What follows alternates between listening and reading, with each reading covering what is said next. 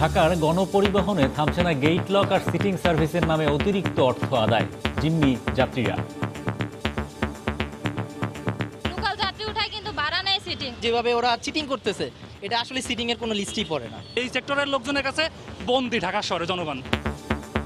অনুমোদন রয়েছে কর্তৃপক্ষের, দাবি পরিবহন নেতাদের, অস্বীকার বিআরটিএর।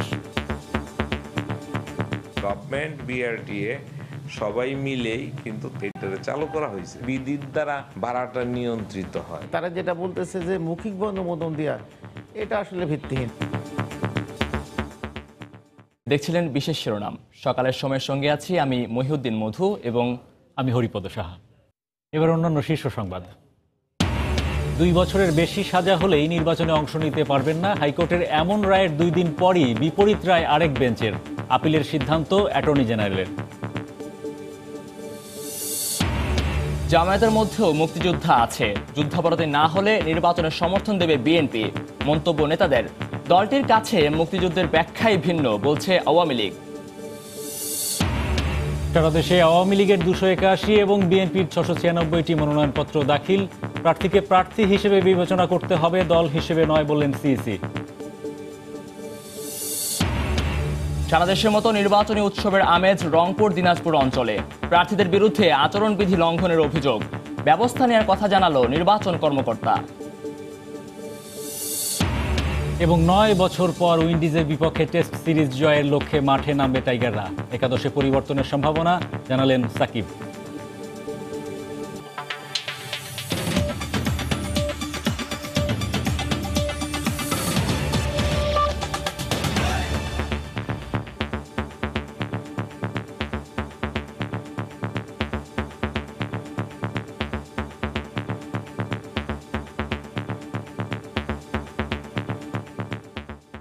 জামায়াতের মধ্যে মুক্তিযুদ্ধও আছে, যুদ্ধাপরাধী না হলে তাদের সমর্থন দেয়া হবে বলে মন্তব্য করেছেন বিএনপির স্থায়ী কমিটির সদস্য ও নির্বাচন পরিচালনা কমিটির প্রধান নজরুল ইসলাম খান। গতকাল রাজধানীর নয়াপল্টনে দলের কেন্দ্রীয় কার্যালয়ে ব্রিফিংয়ে তিনি কথা বলেন। এদিকে ধানমন্ডিতে আওয়ামী লীগ সভাপতির কার্যালয়ে ইইউ প্রতিনিধির দলের সঙ্গে বৈঠক শেষে ব্রিফিংয়ে আওয়ামী লীগের সাধারণ সম্পাদক ওবায়দুল কাদের বলেন, বিএনপির কাছে মুক্তিযুদ্ধের ব্যাখ্যাই ভিন্ন। দলটির বিরুদ্ধে জঙ্গি সংশ্লিষ্টতার অভিযোগও করেন তিনি।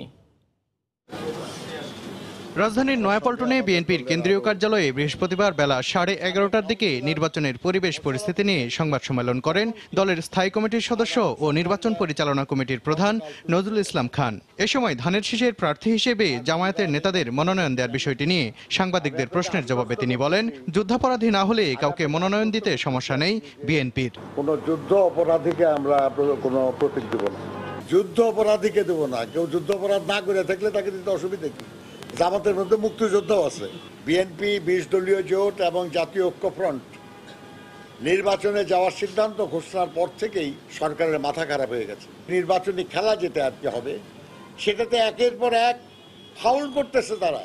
এদিকে দুপুর 12টার দিকে ধানমন্ডিতে আওয়ামী লীগ সভাপতির রাজনৈতিক কার্যালয়ে সংবাদ সম্মেলন করেন দলের সাধারণ সম্পাদক ওবায়দুল কাদের। তিনি বলেন, জামায়াত ছাড়া বিএনপি অচল, তারা সমানভাবেই সন্ত্রাসী কর্মকাণ্ডে জড়িত বলেও অভিযোগ করেন তিনি। বিএনপির দৃষ্টিতে তারা সবাই মুক্তিযোদ্ধা, তাদের মুক্তিযুদ্ধের ঘোষক হচ্ছে জিয়াউর রহমান, কাজে তাদের মুক্তিযুদ্ধের ব্যাখ্যা হবে ভিন্ন। জামাত ছাড়া বিএনপি অচল, তারা একসঙ্গেই কাজ করছে, একসঙ্গেই সন্ত্রাস করছে, একসঙ্গেই সাম্প্রদায়িক রাজনীতি করছে। সাম্প্রদায়িকতার বড় নাম্বার 1 পৃষ্ঠপোষকই হচ্ছে বিএনপি। এর আগে ইউরোপীয় ইউনিয়নের প্রতিনিধি দলের সাথে একাদশ জাতীয় সংসদ নির্বাচনের পরিবেশ নিয়ে প্রায় 1 ঘন্টা বৈঠক করেন আওয়ামী লীগের সাধারণ সম্পাদক। বৈঠক শেষে তিনি জানান, নির্বাচনী পরিবেশ ভালো থাকায় পর্যবেক্ষক না পাঠানোর সিদ্ধান্ত নিয়েছে ইউরোপীয় ইউনিয়ন। সালাউদ্দিন সুমন, সময় সংবাদ, ঢাকা। যারা জামায়াতে ইসলামীকে মুক্তিযুদ্ধের দল বলছে, তারা কখনোই দেশে সুস্থ ধারার রাজনীতি চায় না বলে মন্তব্য করেছেন খাদ্যমন্ত্রী অ্যাডভোকেট কামরুল ইসলাম। গতকাল রাজধানীর ডিপ্লোমা ইঞ্জিনিয়ার্স ইনস্টিটিউটে প্রকৌশলীদের আয়োজনে এক আলোচনা সভায় একথা বলেন তিনি। অনুষ্ঠানে সমাজ কল্যাণমন্ত্রী রাশেদ খান মেনন বলেন, নির্বাচনের সময় ও পরবর্তীতে দেশে অস্থিতিশীল পরিস্থিতি সৃষ্টির চেষ্টা করছে বিএনপি। যারা সার্টিফিকেট দেয় জামাত মুক্তিযোদ্ধাদের দল, জামাতে মুক্তিযোদ্ধা আছে, এরা বাংলাদেশের সুস্থ রাজনীতির অন্তরায়। জামাতে মুক্তিযোদ্ধা আছে এই কথা বলে মুক্তিযুদ্ধকে তারা অপমান করছেন। মুক্তিযুদ্ধের অর্জনগুলোকে তারা নস্যাৎ করতে চায়, তারা ধূলিসাৎ করতে চায়। তাদের সাথে গাঁটছড়া বেঁধেছে কে? কামাল হোসেন, আসম আব্দুর রব সাহেবরা। কাজেই আমাদেরকে স্বতন্ত্র থাকতে হবে। এইবারে নির্বাচনের লড়াই মুক্তিযুদ্ধের পক্ষের শক্তির বিপক্ষের শক্তির লড়াই। কাজেই আমাদের সজাগ থাকতে হবে, অত্যন্ত প্রহরীর মতো সজাগ থাকতে হবে। এই অপশক্তি কোনো সময় দেশের মঙ্গল চায় না। মানুষের বিবেকের ভোটে আমরা জয়লাভ করব, ব্যালটের বিপ্লবে আমাদের পক্ষে আসবে। বিএনপি নির্বাচন নয়, বরঞ্চ নির্বাচন নিয়ে খেলা করে তারা নির্বাচনের পরবর্তীকালে এসে অথবা নির্বাচনকালীন সময়ে এসে সরকার পতনের আন্দোলন ঘটানোর জন্য যে কোনো জায়গায় সচেষ্ট তারা হবেন এবং নির্বাচন সম্পর্কে জনমনে আস্থা তৈরি করার তাদের এজেন্ডার মধ্যে তারা রেখেছে। জামায়াতের ভেতর মুক্তিযোদ্ধারাও আছে। বিএনপির নেতাদের এমন বক্তব্য জাতির চোখে ধুলো দেয়া বলে মন্তব্য করেছেন রাজনৈতিক বিশ্লেষকরা। তারা মনে করেন জামায়াত থাকলে জোট করবেন না বলে জাতীয় ঐক্যফ্রন্টের নেতারা যে ঘোষণা দিয়েছিলেন তা জনগণের সঙ্গে প্রতারণা ছাড়া আর কিছুই নয়। বিশ্লেষকরা বলছেন ঐক্যফ্রন্টের মুক্তিযুদ্ধের সপক্ষের নেতারা জামায়াতের মতো বিএনপির ধানের শীষ প্রতীকে নির্বাচনের ঘোষণা দিয়ে নিজেদের আদর্শ থেকে সরে এসেছেন। সরকার বিরোধী অবস্থান নিয়ে বিএনপির সঙ্গে ঐক্য গড়তে ডক্টর কামাল হোসেন সহ অন্যান্য রাজনৈতিক দলের নেতাদের শর্ত ছিল ২০ দলীয় জোটের শরিক যুদ্ধাপরাধের দায়ে অভিযুক্ত জামাতকে ঐক্য থেকে দূরে রাখতে হবে। জামাতের সঙ্গে কোনো সম্পর্ক নাই, এটা একদম ক্লিয়ার করে দেওয়া হচ্ছে প্রথম থেকেই। অন্যদিকে নানা নাটকীয়তায় জোট গঠন হওয়ার ১.৫ মাস পর ঐক্যফ্রন্টের শরিক দল বিএনপি হঠাৎ করেই বৃহস্পতিবার জোটের কাছে জামায়াতের দলীয় অবস্থান পরিষ্কার করতে দাবি করেন তাদের দলেও মুক্তিযোদ্ধা রয়েছে, জামাতের মধ্যে মুক্তিযোদ্ধাও আছে। এমন বক্তব্যের পর রাজনৈতিক বিশ্লেষকরা মনে করেন বিএনপি ও এর শরিক জাতীয় ঐক্যফ্রন্ট তাদের নিজেদের স্বার্থ নির্বাচনী বৈতরণী পার হতেই যুদ্ধাপরাধী দল হিসেবে প্রতিষ্ঠিত জামায়াতকে স্বীকৃতি দিতেই তাদের এই অবস্থান। জামাতের মধ্যে মুক্তিযোদ্ধা আছেন, এটা একটা অভিনব তথ্য।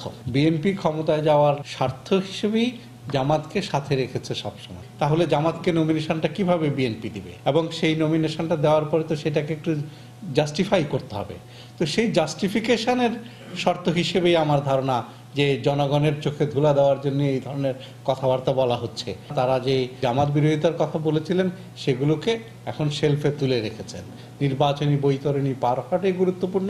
অন্যদিকে ঢাকা বিশ্ববিদ্যালয়ের সাবেক উপাচার্য বলছেন জাতীয় ঐক্যফ্রন্টের নেতাদের কথা ও কাজের মধ্যে কোনো মিল না থাকায় নিজেদের আদর্শের জায়গায় বিচ্যুতি ঘটেছে, যা জনগণকে বিভ্রান্ত করছে। ঐক্যফ্রন্ট যখন গঠিত হয় তখন বলা হয়েছে যে এটা নির্বাচনী জোট, এখানে বিএনপির সাথে তারা আছে, জামাতের সাথে তারা নাই, এভাবে নানা কথা বলে আমার মনে হয় জাতিকে এক ধরনের একটা প্রতারণার মধ্যে ফেলে দেওয়া হয়েছে, একটা বিভ্রান্তি সৃষ্টি করা হয়েছে। বিএনপি জামাত একই পরিবার, সেই একই পরিবারের সদস্য হিসেবে তারা তো এখন জামাতের প্রতিনিধিরা তারা ধানের শীষ বিএনপির প্রতীক নিয়ে নির্বাচনে অংশগ্রহণের জন্য এগিয়ে যাচ্ছে।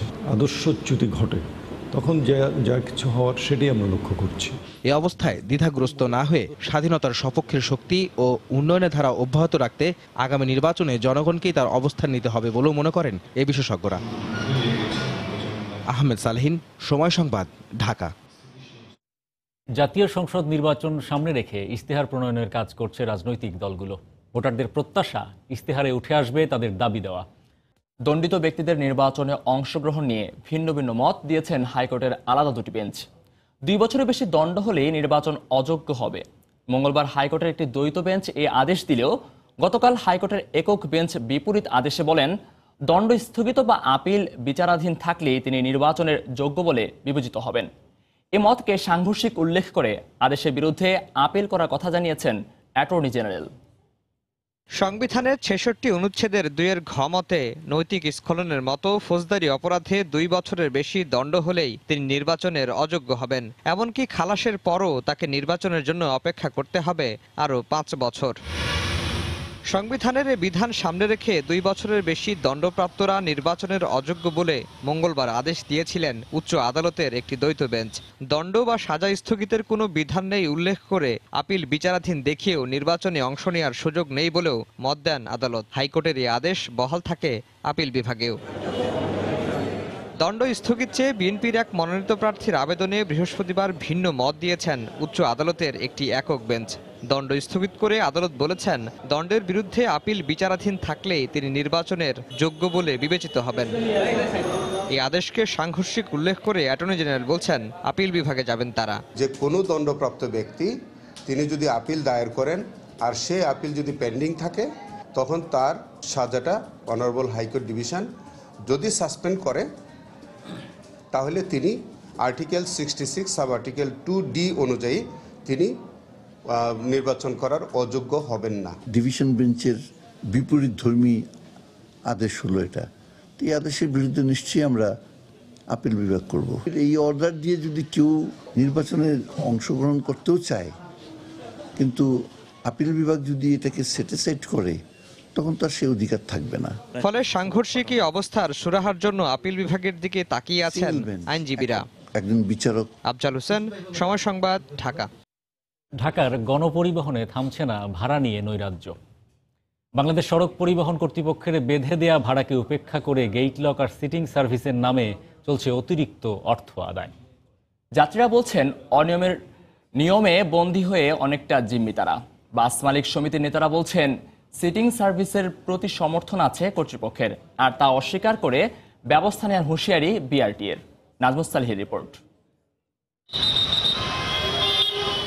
প্রায় 2 কোটি মানুষের এই শহরে গণপরিবহনের সংখ্যা মাত্র 4,500। প্রয়োজনের তুলনায় বাসের সংখ্যা কম হওয়ায় কর্মজীবী মানুষের যাতায়াত ভোগান্তি নিত্যদিনের। মানুষের এই ভোগান্তিকে পুঁজি করে উন্নত সেবা দেওয়ার নামে ঢাকার সবকটি গণপরিবহনই হয়ে উঠছে গেটলক কিংবা সিটিং সার্ভিস, কিন্তু এখানে সেবার চেয়ে ভোগান্তির চিত্রই যেন বেশি। বাস কম, মহিলাদের বাস নাই, আমরা সমস্যার মধ্যে আমাদের উঠতেই হচ্ছে বাসের মধ্যে। এই সেক্টরের লোকজনের কাছে বন্দি ঢাকা শহরে জনগণ। কষ্ট হোক আর যাই হোক যাইতে হবে, ভাড়া বেশি দিয়ে হলেও যাইতে হবে। বাংলাদেশ সড়ক পরিবহন কর্তৃপক্ষ প্রতি কিলোমিটার 1 টাকা 50 পয়সা থেকে 1 টাকা 70 পয়সা আর সর্বনিম্ন ভাড়া 5 থেকে 7 টাকা বেঁধে দিলেও তা মানছে না বাসগুলো। নামে সিটিং হলেও দাঁড়িয়ে থাকা যাত্রীর সংখ্যাই যেন বেশি। সিটিং করে আমাদের থেকে আপনার 40 টাকা করে ভাড়া নেয়, তো সিটিং নামে তারা ফিটিং করতেছে। যেভাবে ওরা চিটিং করতেছে, এটা আসলে সিটিং এর কোনো লিস্টই পড়ে না। সব তো দাঁড়াই যাচ্ছে, মানে ইচ্ছা মতো তারা তুলতে থাকে। দাঁড়াও ভাড়া 10 টাকা, সিটিং করলেও 10 টাকা। লোকাল যাত্রী উঠায় কিন্তু ভাড়া নেয় সিটিং। এসবের পক্ষে নানা যুক্তি তুলে ধরেন শ্রমিকরা। অফিস টাইমে মনে করেন মানুষ গাড়ি পায় না, তার জন্য আর কি 2-4 জন খাড়ায় আসে।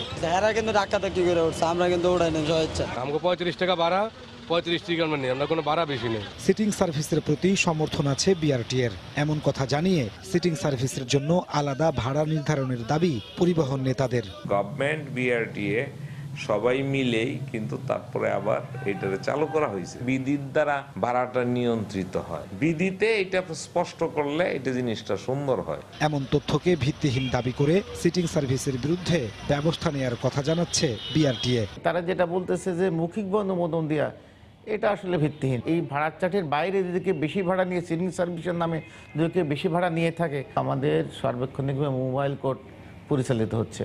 সিটিং সার্ভিসের বিরুদ্ধে কয়েকবার পদক্ষেপ নিলেও ব্যর্থ হয়েছে সব প্রচেষ্টা। কোনো রকম নিয়ম নীতির তোয়াক্কা না করে সিটিং সার্ভিসের নামে বাড়ানো হয়েছে অতিরিক্ত ভাড়া। যাত্রীরা বলছেন তাদের এই জিম্মি দশা থেকে মুক্ত করতে সরকারি গণপরিবহন সেবা বাড়ানোর পাশাপাশি দরকার প্রশাসনিক নজরদারি। নাজমুস সালিহি, সময় সংবাদ, ঢাকা। দলভিত্তিক মনোনয়নপত্র দাখিলের চূড়ান্ত হিসাব প্রকাশ করেছে নির্বাচন কমিশন। এতে দেখা যায় সারা দেশে আওয়ামী লীগের পক্ষে মনোনয়নপত্র জমা পড়েছে 281টি, অন্যদিকে বিএনপির পক্ষে জমা পড়েছে 696টি। এছাড়া জাতীয় পার্টির মনোনয়নপত্র জমা পড়েছে 233টি। স্বতন্ত্র প্রার্থিতার জন্য মনোনয়নপত্র জমা দিয়েছেন 498 জন। অন্যদিকে রাজনৈতিক দলের পক্ষে জমা পড়েছে 1357টি। সব মিলিয়ে নিবন্ধিত রাজনৈতিক দলগুলোর প্রতীকে জমা হয়েছে 2567টি মনোনয়নপত্র। নির্বাচন কমিশনের দেওয়া তথ্য অনুযায়ী সারা দেশের 300 সংসদীয় আসনে সর্বমোট মনোনয়নপত্র দাখিল হয়েছে 3065টি। কোনো প্রার্থীকে দলীয় বিবেচনায় না নিয়ে শুধু প্রার্থী হিসেবে বিবেচনা করতে সরকারি কর্মকর্তাদের নির্দেশ দিয়েছেন প্রধান নির্বাচন কমিশনার KM নুরুল হুদা। গতকাল নির্বাচন কমিশন সচিবালয় অডিটোরিয়ামে 10 দিন ব্যাপী প্রশিক্ষণ কর্মশালার উদ্বোধনী অনুষ্ঠানে একথা বলেন তিনি। নিরপেক্ষভাবে কাজ করতে কর্মকর্তাদের নির্দেশনা দেন সিএসি। নির্বাচনের মাঠে যেসব সরকারি কর্মকর্তা নিয়োজিত থাকবেন তাদের প্রশিক্ষণের আয়োজনে নির্বাচন কমিশন 10 দিন ব্যাপী এই কর্মসূচিতে বৃহস্পতিবার অংশ নেন 8 জেলার 400 কর্মকর্তা। এতে প্রধান অতিথির বক্তব্যে প্রধান নির্বাচন কমিশনার বলেন, দলমত নির্বিশেষে সবার জন্য সমান সুযোগ রেখে কাজ করতে হবে নিরপেক্ষভাবে। প্রত্যেকটা প্রার্থীর অভিযোগ সম্পূর্ণভাবে নিরপেক্ষ দৃষ্টিভঙ্গিতে সকলের প্রতি সমান সুযোগ সুবিধা প্রদান করে নির্বাচন পরিচালনা করবেন। দলের পরিচয় নেই, তার ব্যক্তির পরিচয় নেই, তার পরিচয় হলো প্রার্থী। সিসি বলেন, মনোনয়নপত্র দাখিলের উৎসব প্রমাণ করেছে নির্বাচনী ব্যবস্থাপনায় আস্থা তৈরি হয়েছে সবার। এ আস্থা কোনোভাবেই যাতে নষ্ট না হয় সেদিকে সতর্ক থাকতেও সরকারি কর্মকর্তাদের নির্দেশ দেন তিনি। বলেন, যার যার দায়িত্ব সঠিকভাবে পালন করলে সুষ্ঠু নির্বাচন অনুষ্ঠানে আর কোনো সন্দেহ নেই। আশা করেছিলাম যে একটা প্রতিদ্বন্দ্বিতাপূর্ণ নির্বাচন হবে, আশা করেছিলাম একটি প্রতিযোগিতামূলক নির্বাচন হবে, সেই প্রত্যাশা পূরণ হয়েছে। আমরা আশা করেছিলাম একটু অংশগ্রহণমূলক নির্বাচন হবে, সে অংশগ্রহণমূলক নির্বাচনের পরিবেশ সৃষ্টি হয়েছে। বিশ্বাস করার সুযোগ সময় এসেছে যে এদেশের যারা রাজনীতি করেন, যারা নির্বাচনে অংশগ্রহণ করবেন, তারা নির্বাচনের আইন আচরণ বিধি মেনে এবং যারা নির্বাচনের দায়িত্ব পালন করবেন মাঠে, তাদের কারণে যেন তাদের আশা এবং তাদের প্রত্যাশাটা কখনো ব্যাহত না হয়। নির্বাচনকে কেন্দ্র করে এখন পর্যন্ত ৩৫০০ কর্মকর্তাকে প্রশিক্ষণ দেওয়া হয়েছে জানিয়ে সিইসি বলেন, এই কার্যক্রম সম্পন্ন করা হবে আগামী সপ্তাহের মধ্যেই। বেলায়েত হোসাইন, সময় সংবাদ, ঢাকা। ঢাকা ময়মনসিংহ মহাসড়কটি চালু হওয়ায় যোগাযোগের ক্ষেত্রে বৈপ্লবিক পরিবর্তন এসেছে ময়মনসিংহ অঞ্চলে। ব্যবসা বাণিজ্যের ক্ষেত্রে পড়েছে ইতিবাচক প্রভাব। ৮৭ কিলোমিটার দীর্ঘ এই মহাসড়কটি ৪ লেনে উন্নীত হওয়ায় যানজটের পাশাপাশি কমেছে দুর্ঘটনার সংখ্যাও। ২০১৬ সালের ২ জুলাই ভিডিও কনফারেন্সের মাধ্যমে প্রধানমন্ত্রী শেখ হাসিনা মহাসড়কটি উদ্বোধন করেন।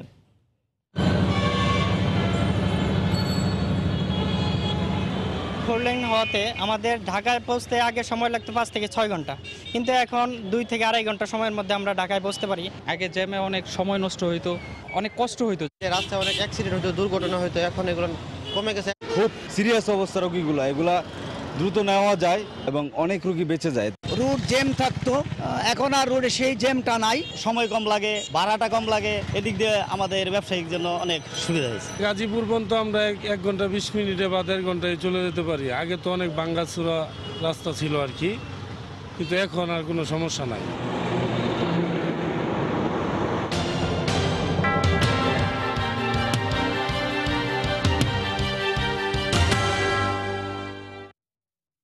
মনোনয়নপত্র জমা দেওয়ার সঙ্গে সঙ্গে নির্বাচনের উৎসবে মেতেছে বৃহত্তর রংপুর দিনাজপুর অঞ্চল। তবে প্রার্থীদের আচরণবিধি লঙ্ঘনের প্রবণতা উৎসবের আনন্দ ম্লান করেছে অনেকটাই। একই দল বা জোট থেকে একাধিক প্রার্থী দেয়ায় এমন পরিস্থিতি বলছেন সংশ্লিষ্টরা। শাকিল মাহমুদের ক্যামেরায় রিপোর্ট করেছেন রতন সরকার। কি হচ্ছে দেশে, কি হচ্ছে? বয়সের শর্ত পূরণ হওয়ায় জীবনের প্রথম ভোট দেওয়ার আশায় এখনই আত্মহারা এই যুবক। উচ্ছ্বাস প্রকাশে বাধা হয়নি তার শারীরিক প্রতিবন্ধকতা। প্রিয় প্রার্থীকে ভোট দিতে অধীর অপেক্ষা তার। রংপুর ২ আসনে জাতীয় পার্টির প্রার্থীর শোডাউনের বলি হয়েছে আরেক যুবক। বহরের মোটরসাইকেল থেকে পড়ে মৃত্যু হয়েছে তার। বেশিরভাগ প্রার্থীর বিরুদ্ধে আচরণবিধি ভাঙার অভিযোগ উঠলেও রাজনৈতিক দলগুলো বিষয়টিকে দেখছেন নিজেদের দৃষ্টিভঙ্গিতে। এখানে ডিসি সাহেব এবং ইলেকশন কমিশনের যারা কর্মকর্তারা আছেন, এরা তো এটাকে ঠিক রাখতে পারছেন না। আপনি জানেন যে অনেকেই মোটরসাইকেল মিছিল করতেছে বদল। প্রশাসন থেকে কিন্তু আমাদেরকে বাধা দেওয়া হয়েছে। আবার দেখছি যে সরকারি দল যখন এসছে তখন কিন্তু বাধাও দেয়নি, কোনো কথাও বলেনি। শুরুতে ব্যবস্থা নেওয়া না হলে নিয়ম ভাঙার প্রবণতা বাড়ার শঙ্কা সচেতন মহলের। তবে এমন অভিযোগ পাননি দাবি করলেও অভিযোগ পেলে ব্যবস্থা নেওয়ার প্রতিশ্রুতি নির্বাচন কর্মকর্তার। নমিনেশন দেওয়ার ক্ষেত্রে যে একটা উৎসাহ দেখা গেছে এই পর্যন্ত এটা ঠিক আছে, কিন্তু এরপরে যখন প্রতীক বরাদ্দ হওয়ার পরে যদি এই উৎসাহ উদ্দীপনা মিছিল মিটিং এইভাবে চলতেই থাকে তাহলে কিন্তু তখনই প্রতিযোগিতা শুরু হবে এবং সেখান থেকেই জন্ম নেবে সহিংসতা। যারা মনোনয়ন দাখিলকারী ছিল তারা কিন্তু রিটার্নিং অফিসার কার্যালয়ে তারা 5 থেকে 7 দিনের বেশি যে মনোনয়নপত্র দাখিল করেনি। তবুও এ বিষয়ে রিটার্নিং অফিসারগণ সচেতন রয়েছে। রংপুর বিভাগের 8টি জেলার 33টি সংসদীয় আসনে 361 জন প্রার্থী মনোনয়নপত্র জমা দিয়েছেন। রতন সরকার, সময় সংবাদ, রংপুর। যান্ত্রিক ত্রুটির কারণে দুবার বন্ধ হয়ে আবারও চালু হলেও এবার সিরাপ ট্যাঙ্ক ধসে পড়ায় অনির্দিষ্টকালের জন্য বন্ধ হয়ে গেছে নাটোর চিনিকল। এতে উৎপাদিত আখ নিয়ে বিপাকে পড়েছেন চাষিরা।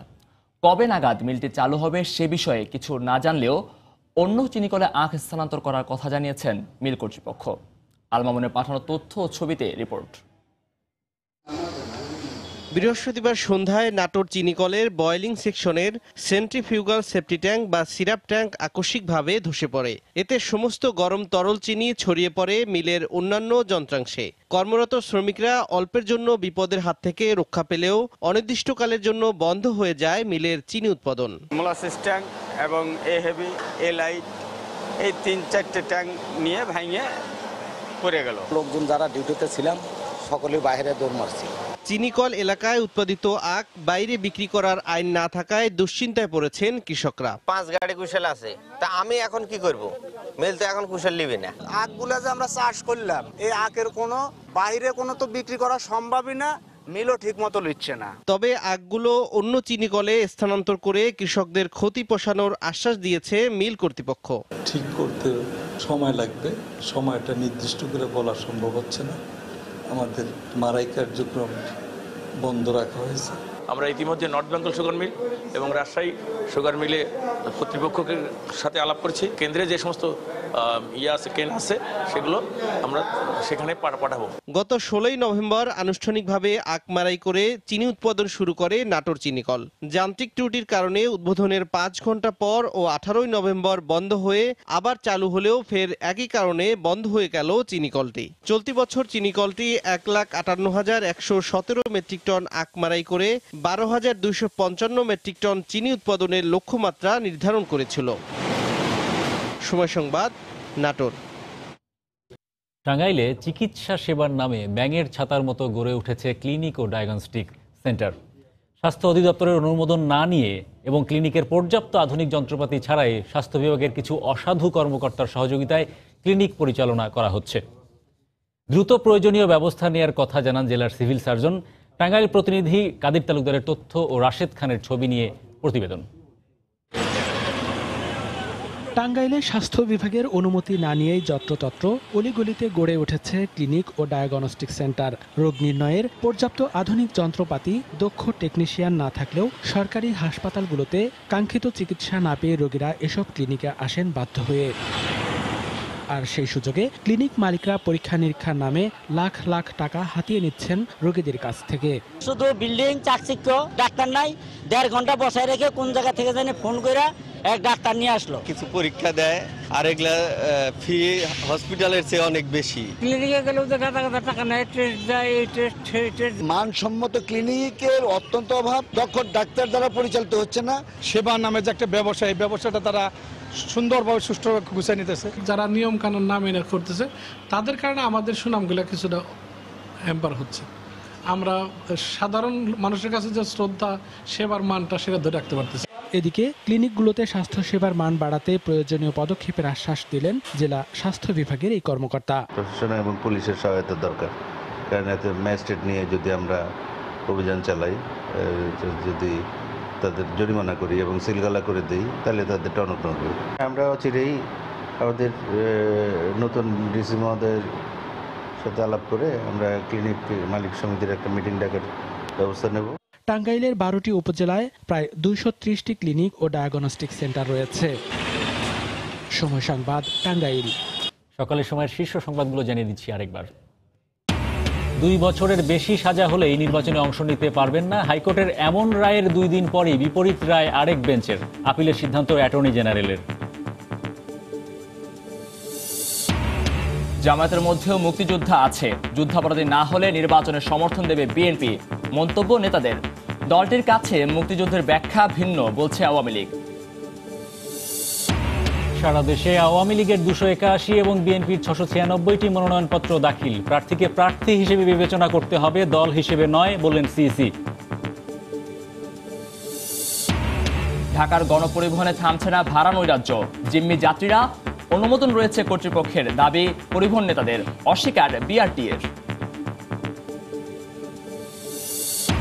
এবং 9 বছর পর উইন্ডিজের বিপক্ষে টেস্ট সিরিজ জয়ের লক্ষ্যে কিছুক্ষণ পর মাঠে নামবে টাইগাররা।